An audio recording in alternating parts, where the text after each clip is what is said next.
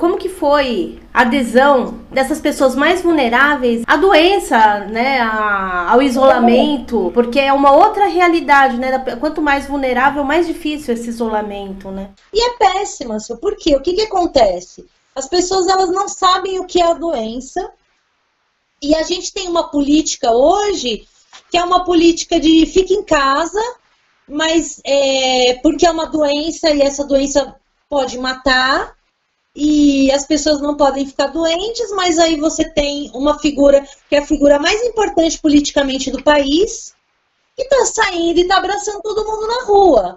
E aí vamos pensar o seguinte, você tem uma população que é extremamente humilde, que tem um baixo grau de escolaridade, e qual que é a mensagem que está sendo passada para ela? Eles olham isso, esse comportamento do presidente da República, e elas entendem o quê? Ah, não é tão grave, se fosse grave realmente ele não estaria fazendo isso.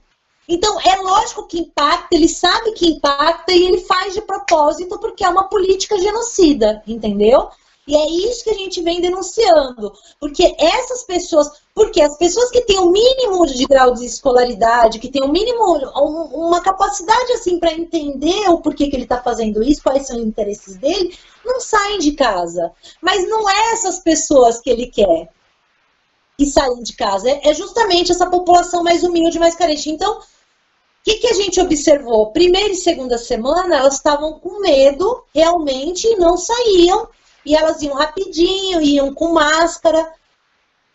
Quando ele saiu pela primeira vez, no dia seguinte já estavam indo levando filho pela mão, criança, como se nada estivesse acontecendo, feira acontecendo. O que a gente percebe? Que aqui no Brasil, a pior coisa que pode ter acontecido para nós aqui no Brasil foi isso ter acontecido em ano de eleição. Porque a gente não tem políticos que vão lá e falam assim, não, vocês vão ficar em casa e dane-se. Tem muitos interesses por trás. Então, qualquer pressãozinha, por exemplo, Mauá, vamos dar um exemplo de Mauá. Lá o prefeito virou e falou assim, não vai ter feira. Não vai ter feira porque não pode ter feira, não pode ter aglomeração de pessoas. Mas foi uma pressão, porque o sacolão abriu. O sacolão abriu porque ele é o mercado, ele é um serviço essencial, as pessoas ainda precisam comer legumes e verduras, entendeu? Então, o sacolão abriu, mas com as suas regras. Mas foi 2 dias de pressão dos feirantes e tava lá a feira. Ah, feira segura. Não é feira segura, gente. Não importa que a barraca tá 1 metro uma da outra. As pessoas que estão andando lá estão se aglomerando. Percebe? Então, a gente tem a problemática de estar vivendo num regime de verdade, e aí eu falo com muita tranquilidade, um regime fascista, que tem como objetivo, já tinha um genocídio social como objetivo, era a política do Whitson, é a política do Bolsonaro. O Dória, que a gente fala que é o Bolsonaro de sapatênis, mas assim, que não agia da forma tão escancarada como o Whitson, entendeu? No Rio de Janeiro, de realmente ir lá ficar brincando de sniper para matar a gente na periferia, mas que também quase matou quase colocou a PM inteira para matar toda a população de rua na Cracolândia, entendeu? Se a gente não tivesse os trabalhos sociais que se tem lá, e eles falando muito claramente, antes do Bolsonaro ser eleito, que os policiais pegaram a identidade deles, entendeu? Para eles nem terem identidade como votar, entendeu? Então, assim, teve todo um pré-acontecimento. E hoje essa população mais vulnerável tá o quê? Você vê políticas acontecendo que é para alimentar eles, só que é tudo para eles se aglomerarem, tudo, sabe, assim, nas cadeias, sabe que tá tendo, que já tá começando os casos a acontecerem, mas não precisa informar a população tanto assim, entendeu? E deixa eles morrerem lá. E o grande problema da população carcerária, Sil, é que eles têm muita tuberculose, eles são vulneráveis, todos eles são vulneráveis, nem precisa falar de nutrição. E aí, outra coisa que vamos falar como socióloga também, que a gente vê que é um absurdo. Mas o Covid-19 ele atinge mais pessoas de mais idade. Sim, né, gente? Ele não atinge tanto crianças e adolescentes com a nutrição da Itália, com a nutrição da Espanha, não crianças com a nutrição da periferia, entendeu? Que comem arroz quase todo dia. Então, assim, outra coisa, não se tem um estudo de como o Covid-19 se comporta na periferia. Provavelmente eles estão fazendo tudo o que eles estão fazendo agora para ter esse estudo na prática. Mas a perspectiva é a pior possível, Silvia. O que me preocupa é que essa doença começou pelo topo da pirâmide econômica. Sim. Antes de atingir o meio da pirâmide, estava todo mundo em casa, recolhimento. Agora começou a relaxar quando começou para os níveis mais baixos dessa pirâmide social. Isso preocupa. Ela é uma doença que ela só poderia ser espalhada dessa forma mesmo. Agora que a gente já usou os leitos do Albert Einstein, que foi a população de renda mais elevada, e assim, uma porcentagem dessa população que era muito pequena, já usou o hospital que tinha que usar, agora a classe média, a classe mais pobre que se dane, e a periferia, o movimento é esse mesmo. Não por acaso, gente, ninguém percebeu isso, e eu queria que as pessoas tivessem tido mais esse... Bolsonaro nunca foi um político de ficar abraçando população pobre realmente na rua. Ele saiu nas 2 últimas saídas que ele deu, ele fez questão de ir abraçar quem? O pipoqueiro, a senhora de idade, a velha, sabe assim? Tipo, se eu puder espalhar, eu vou espalhar. Se eu for o responsável por começar essa higienização social aqui em Brasília, vai ser ótimo, mas vou dar o exemplo para os outros. É isso, Sil. E aí o que acontece? Não adianta vocês virarem, porque assim, as pessoas elas têm uma pouca noção realmente da realidade. O Drauzio Varela, ele fala com muita propriedade, por quê? Porque eu mesma, é o meu trabalho, eu vou dentro dessas casas. Eu vou fazer visita, sabe assim? Eu vou fazer visita domiciliar nessas casas. Então a gente sabe como que são essas casas de periferia. Não tem como fazer isolamento lá dentro. Não tem como deixar uma pessoa de quarentena lá dentro. Se ela se infectar, ela vai infectar mais 7 pessoas, no mínimo, dentro da casa dela, porque é 2 cômodos. Aí, quando eles falam de isolamento vertical, a mesma coisa, é ridículo. Porque esse isolamento vertical, ele nem funciona mais da classe média para baixo. Porque na classe média, quem é que tem dinheiro para pagar um apartamento só para um idoso morar sozinho? Não, os nossos avós, os nossos pais, eles moram com a gente. Na periferia é pior ainda, porque o idoso, para fazer isolamento dele, esse isolamento vertical, que a gente está falando que é como fazer xixi no cantinho da piscina, entendeu? Falar, vamos reservar esse cantinho aqui para fazer xixi, tá, gente? Mas estamos fazendo xixi só aqui. Foi bem ilustrado. Continue nadando aí que vai dar tudo certo, mas a gente tá fazendo xixi só aqui no cantinho. Vai colocar esses avós, esses idosos aonde? Na periferia, em cima do telhado? Não dá, porque não tem laje. Vai cair, barraco vai desfazer e vai cair tudo para dentro de novo. Não tem como, Sil. Esses idosos, eles moram dentro das casas. Então, o que a gente percebe é um contato à ignorância da população brasileira. Não por nenhum outro motivo, o brasileiro, ele é o segundo no ranking de falta de noção da realidade. O brasileiro, então, assim, eu nem sei quem que é o primeiro colocado, deve ser o Buquistão, sei lá, algum país assim, muito aleatório. Mas o brasileiro é o segundo no ranking sem ter noção de realidade. Porque qualquer pessoa que parar um pouquinho para pensar, fala, pera, mas eu assisti uma reportagem uma vez e tinha uma família lá. E aí também parte do egoísmo, que é gerado por um sistema econômico que leva as pessoas a terem esse sentimento egoísta de tipo, eu não vou pegar. Porque se você lembrar qualquer outras reportagens que tiveram, as pessoas, se elas puxarem da memória, elas sabem como são essas casas. Elas sabem que são casas de 2 cômodos. 3 cômodos já é um luxo na periferia, sabe? Assim, na favela, mais dentro da comunidade.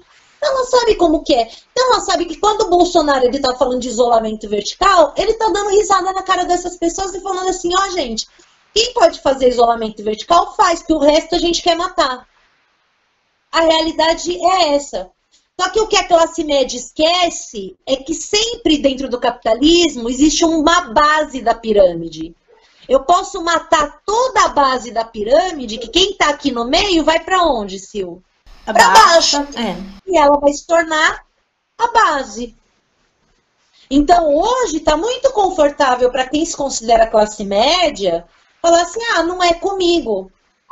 Só que não é comigo agora. Até ela ir para a base da pirâmide. Até ela ir para a base da pirâmide e ela ser a próxima na fila. Então, assim, a gente vem fazendo esse trabalho, acho que você conhece a página da Ação, já está com 8 anos, já tá com 65 mil seguidores e a gente lutando por direitos humanos. E o que, que a gente fala? Quando as pessoas nem sabiam quem era Jair Bolsonaro, a gente já estava lutando contra ele aliado de Marcos Feliciano, querendo assumir os direitos humanos, né, na Câmara, justamente para acabar com os direitos humanos.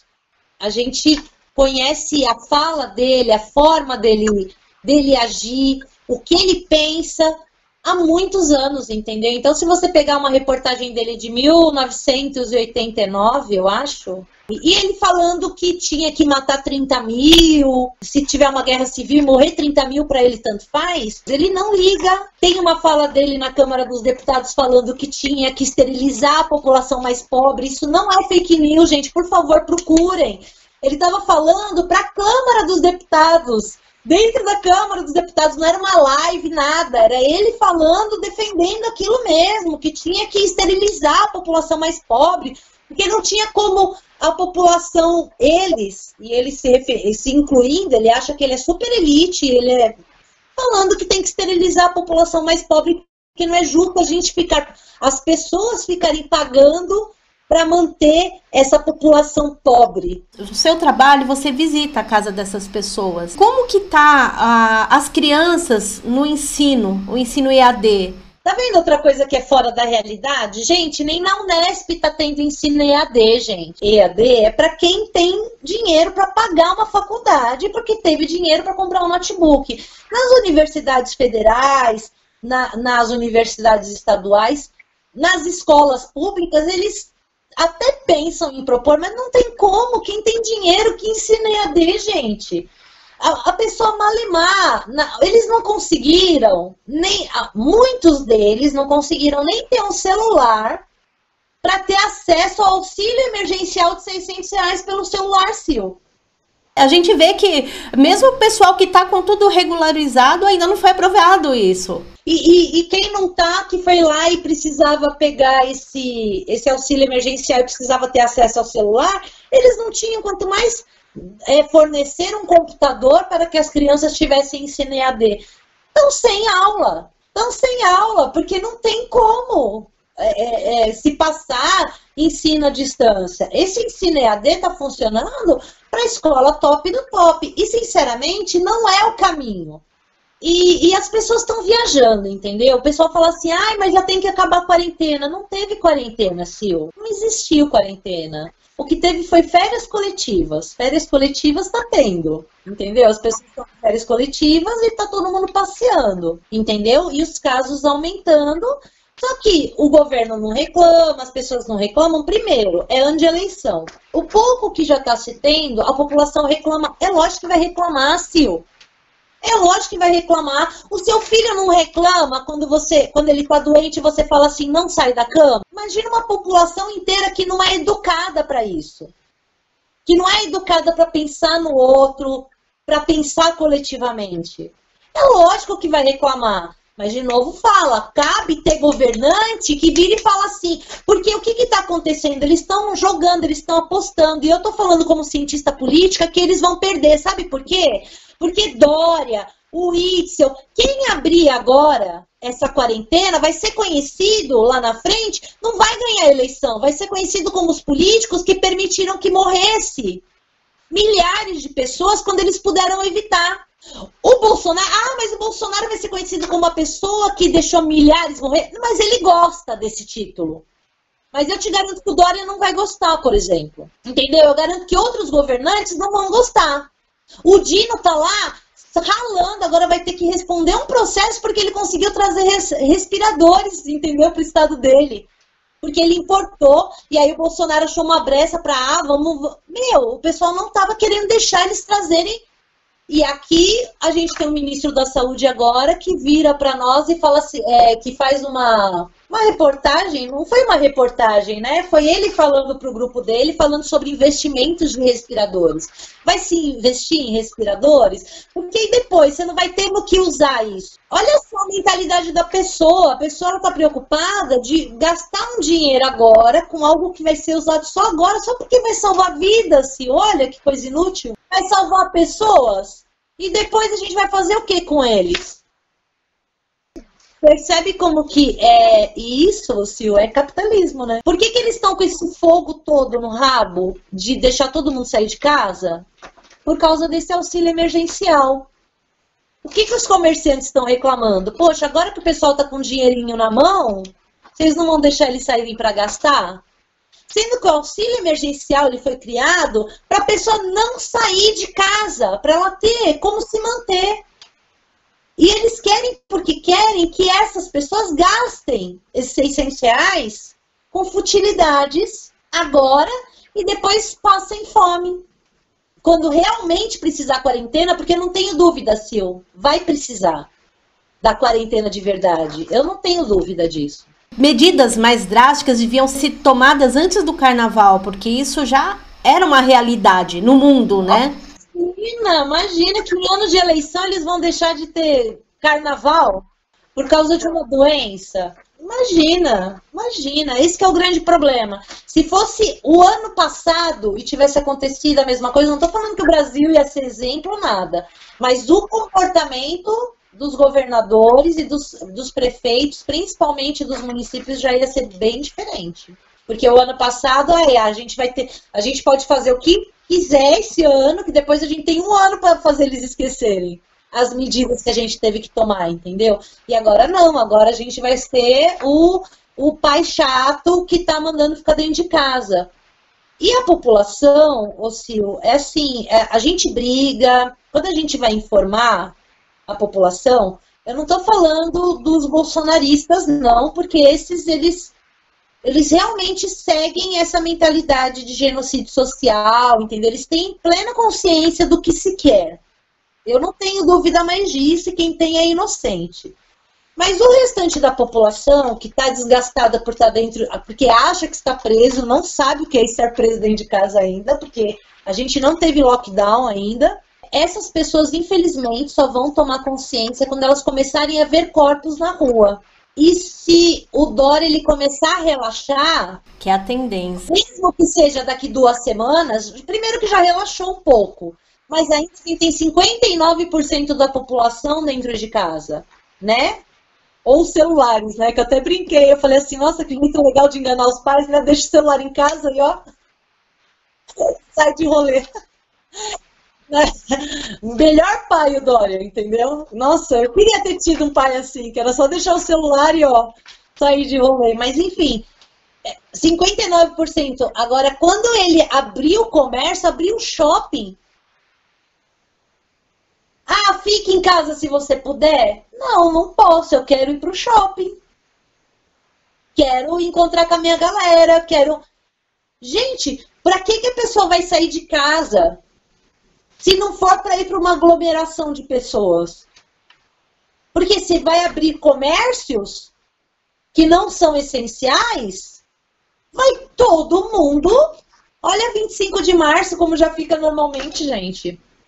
Você entende? E aí essas pessoas elas vão trazer para a periferia. E aí é aquilo que eu falei. Essa doença, esse vírus, a forma de propagação dele na periferia... ela é infinitamente pior, porque não há barreira, entendeu? Não é que nem um apartamento, mas cedo ou mais tarde, essas pessoas, elas, para passar em viela, sabe, para passar naquelas ruas, não tem como, Sil, não não é nem como apartamento. As pessoas não conseguem ter uma dimensão de como que funciona, porque é aquilo que eu te falei. Classe média, ela vive dentro de uma bolha. Entendeu? Nem falo da classe alta, porque a classe alta esquece. Mas a classe média, ela vive dentro de uma bolha, do mundo que ela criou. Que é, entendeu? As pessoas mais pobres. No máximo, o que a Globo mostra na novela. Só que é diferente quando você vive aquilo. E você tá lá dentro com as pessoas, entendeu? E você sabe como elas vivem. E como que é a dinâmica da vida delas. Se uma pessoa pegar, por exemplo, no Zaira mesmo, entendeu? Gente, basta 20 pessoas pegarem que aquilo vai ser que nem rastilho de pólvora, entendeu? Todo mundo já pegou. E agora a gente já não tem mais leitos em hospitais, né? Sabe o que eu falo para conscientizar a população de Mauá? Eu falo assim, vocês sabem quantos respiradores tem aqui em Mauá? Menos de 20. Vocês têm certeza que vocês vão ficar dando rolê? 20 respiradores para a população inteira de um município. Um dos municípios, Mauá é super populoso. Tem uma população gigantesca. E uma população... sabe assim, a classe mais top é a classe média, entendeu? A grande maioria da população é a população mais pobre mesmo, mais carente. E aí? Para onde que vai? Eu até brinco e falo, vocês estão contando com o Mário Covas, né, de Santo André, mas não vai rolar, porque... Também já tá cheio já, né? As pessoas precisam ficar na fila de um leito, né? Então muitas vão morrer em casa. Ou vão morrer na porta do hospital, que foi o que a gente falou, que a gente vem falando há semanas, e eu fico muito triste, Sil, porque a gente é taxado de pessimistas. A gente não é. A gente está lidando com uma realidade, entendeu? O mundo seria muito legal se fosse aquele que a gente imagina e que a gente gostaria que fosse. Mas quando você está na realidade, lidando com essas pessoas, não é assim. O mundo não é assim, é aquilo que a gente está vivenciando e a gente tem que prever e a gente tem que lidar com aquilo. É essa função, inclusive, né, de um cientista social, ele tem que prever até para minimizar danos, entendeu? Como um economista que trabalha com riscos, entendeu? Como a gente precisa pensar em como minimizar danos. Então, quando a gente vira e fala assim, gente, por favor, fiquem em casa... Não é que individualmente a gente está preocupado com a vida de cada um. Estamos, é lógico. Mas o que a gente está pensando é nessas pessoas que nem vão ter um celular ou uma rede social para ver essa mensagem fica em casa. Entendeu? E saber que essas pessoas, elas já não têm acesso ao hospital normalmente, porque assim, a gente tem que defender o SUS com unhas e dentes. Mas o SUS, ele normalmente já não aguenta a demanda da população. Você tem pessoas com câncer que demoram 8, 9 meses para ser atendidas depois de serem diagnosticadas. Então, essa é uma fila de espera normal do SUS. Imagina quando a gente está falando de um vírus que é uma coisa rápida e como uma pessoa atrás da outra. Tá tendo muita solidariedade entre as pessoas lá? Tá tendo isso também? Assim, vamos lá, você está falando da população de Mauá e assim, a gente não tem tanto acesso hoje, porque a gente não pode fazer visita domiciliar hoje. As pessoas que têm que vir até o CRAS, né, que é o Centro de Referência de Assistência Social. Mas eu vou te dar um exemplo de Paraisópolis. Paraisópolis é uma das maiores comunidades aqui, que é assim, uma comunidade exemplo. Essas favelas, essas comunidades, elas vão sobreviver graças a elas mesmas, porque o Estado não está tendo ação nenhuma. E Paraisópolis é o exemplo. Por que eu estou falando isso para você? Porque a população, ela precisa de comida, sim, claro que elas precisam, elas sempre precisam de comida. Alimento é o básico. Só que não é isso que vai fazer elas sobreviverem, elas terem comida. Mas sim, aquela organização que eles fizeram lá em Paraisópolis, de ter um delegado para cada 50 famílias, e essa pessoa ser responsável por olhar se está faltando alguma coisa na casa de cada um, ver se tem alguém com sintoma. Aí eles pegaram uma escola lá, eles contrataram, com o dinheiro de doação que eles estão recebendo, eles se organizaram e contrataram enfermeiro, médico, Poxa, Sil, isso vai salvar eles, entendeu? Isso vai salvar. Pegar a escola, o isolamento que eles vão fazer, a quarentena, é assim, se eles pegarem alguém que está com sintoma de Covid, ele não vai deixar dentro da casa com 7 pessoas e falar para ela ficar lá isolada. Eles vão todo mundo para essa escola, entendeu? Quem está com suspeita. Justamente para quê? Porque eles sabem, eles têm essa consciência de que a pessoa não pode fazer quarentena dentro da casa dela, porque se ela fizer quarentena dentro da casa dela, vai contaminar mais 7. Então percebe isso, que assim, vamos falar de porcentagem, de quantas pessoas precisam. Se a gente está falando de 20%, a gente está falando, bastante gente, 20%, que vai precisar de médico. Numa população que cada casa tem uma média de 6, 7 pessoas, você está supondo que a cada 4 casas alguém vai precisar de internação. Olha o tamanho da comunidade de Paraisópolis. Só ela, eu acredito que ela cabe com todos os leitos de hospital de São Paulo. Então, se eles não se organizarem dessa forma, eles sabem que eles vão morrer. Quem deveria estar fazendo isso? É a comunidade? Não. Deveria ser o governo. A gente paga impostos para isso. Lembrando, gente, que o auxílio emergencial não é um favor, tá? O auxílio emergencial não é uma caridade que está sendo feita, são os nossos impostos. Ah, mas a população mais pobre não paga imposto. Paga imposto sim, eles pagam imposto nos bens de consumo que eles consomem. Cada vez que eles compram um botijão de gás, que eles compram 1 quilo de arroz, eles estão pagando imposto também. Então, e é para isso que servem esses impostos, entendeu? Para eles terem direito, e isso está na Declaração Universal de Direitos Humanos, está na nossa Constituição, mas está na Declaração Universal de Direitos Humanos. E quando a gente está numa situação dessa, esse dinheiro, esses recursos, é para nossa sobrevivência, entendeu? Então, assim, eu tenho que parabenizar, eu vi outras favelas e outras comunidades de periferia se organizando de outras formas, mais focados em comida ou em dar dinheiro para a população. Não acho que é por aí o caminho. Se você for ver, o exemplo de Paraisópolis deveria ser seguido, e eu falo como socióloga, porque é uma coisa que vai funcionar, deveria ser seguida por todas as outras comunidades, por Heliópolis, por Brasilândia, entendeu? Que eles se organizassem da mesma forma e que tivessem padrinhos, né? Porque a gente tem que contar com o sistema capitalista, porque não adianta pedir dinheiro para o Estado, porque não vai vir. Então, se tivessem padrinhos para eles se organizarem dessa forma. Porque, na verdade, o que está acontecendo lá? Eles estão fazendo lockdown. Praticamente lá em Paraisópolis. Porque eles pegaram as famílias, enfiaram para dentro de casa, só sai quem realmente tem trabalho essencial para fazer, e eles levam a cesta básica para a família, e se tiver faltando gás, eles vão lá e mandam entregar gás. Entendeu?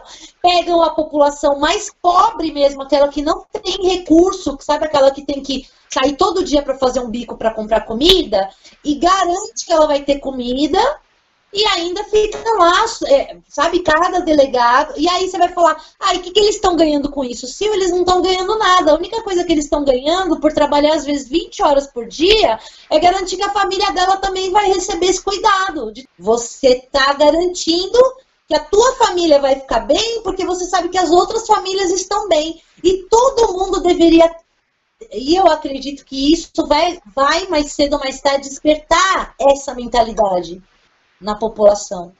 De que você só pode estar bem se todo mundo estiver bem.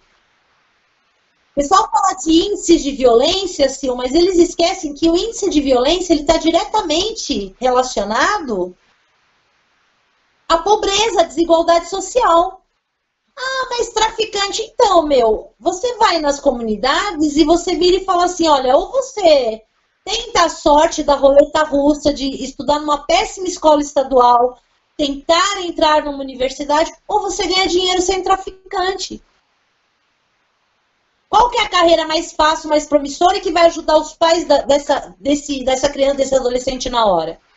Estou falando que é o certo? Não estou falando que é o certo, estou falando que é as opções, as escolhas que são dadas para aquele adolescente. Às vezes é o que determina se ele vai ter comida ou não. Mas eu vou morrer. Olha, antes eu do que minha mãe, antes eu que meus irmãos. Percebe? Então, aí, mas eles assaltam, eles roubam, sim, é o que vai acontecer mesmo.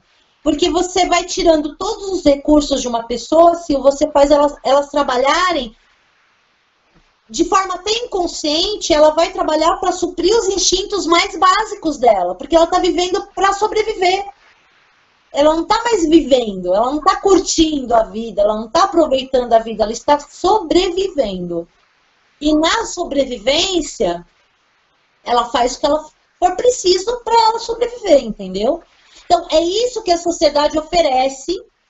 Quanto mais desigualdade social tem, é isso que a sociedade vai oferecendo para os jovens, entendeu? Em termos de perspectiva. Então, a classe média pode reclamar de violência?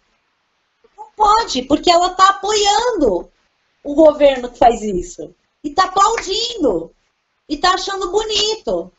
Mesmo a gente falando que essa população de periferia vai morrer.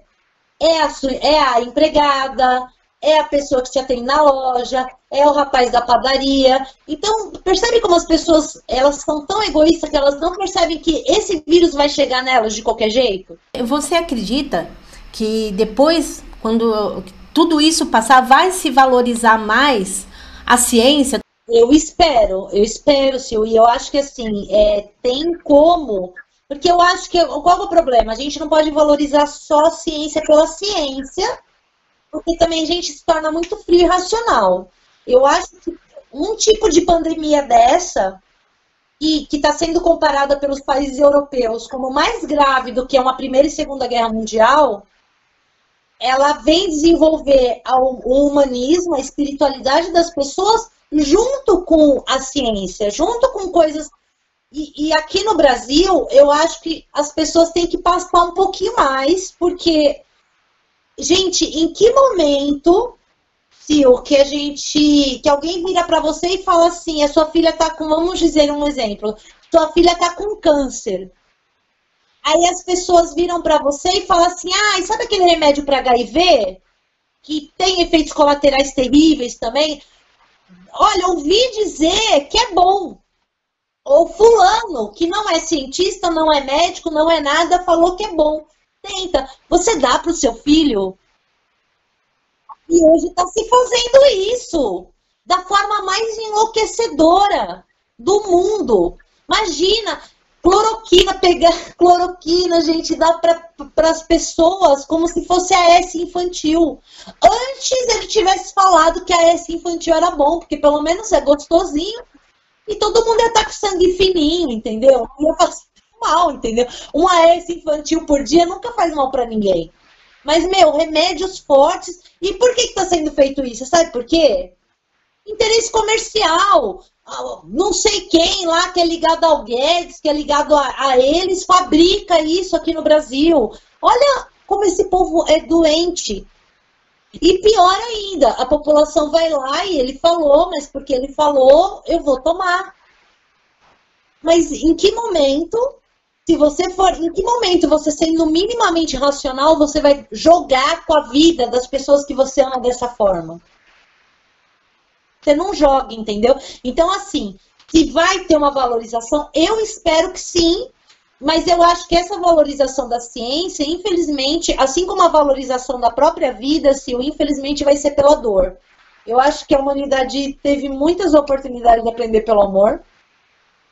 Eu acho que o povo brasileiro teve essa oportunidade de aprender pelo amor. Mas eu acho que, infelizmente, vai ser pela dor, vai ser pela a tomada de consciência de você estar vendo a coisa acontecer ali do seu lado. E isso é muito triste, porque isso é tudo que a gente quer evitar. Mas que talvez, falando espiritualmente falando, não é para ser evitado. Mas estamos aqui, a nossa função é agir conforme o nosso coração dita. A gente não vai cruzar os braços e falar assim, Deus quer assim. Não. Se eu estou aqui e você está aí, e a gente tem esse impulso de lutar pela vida, a gente vai lutar, até porque a gente minimiza aquilo que deveria atingir milhões, não precisa atingir milhões. sabe? Que atinja milhares, entendeu? Que não precise. Nós somos seres racionais, Sil. Eu já te falei, você já ouviu isso uma vez, eu falo, nós somos seres racionais. A gente não precisa aprender sofrendo aquela dor. A gente pode aprender através da dor do outro. Entendeu? Então, que o povo brasileiro tenha essa sabedoria de não esperar chegar dentro da tua casa.